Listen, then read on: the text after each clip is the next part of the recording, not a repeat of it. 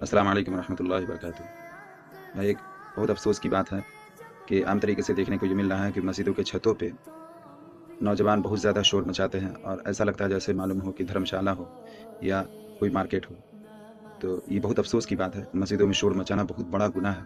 ایک بڑی روایت ہے جس میں یہ آیا کہ اگر مسجدوں میں کھلم کھلا شور مچایا جانے لگے تو پھر لگاتار زلزلے کا اور سرخ آندھی کا، آسمان سے آگ برسنے کا وغیرہ وغیرہ عذاب کی وعیدیں بیان کی گئی ہیں کہ اس کا انتظار کرو۔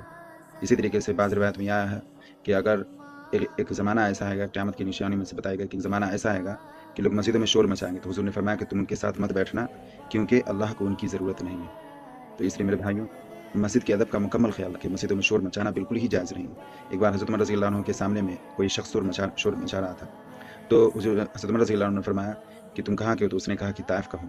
تو حضرت عمر رضی اللہ عنہ نے فرمایا کہ اگر تم مدینہ کے ہوتے تو میں تمہیں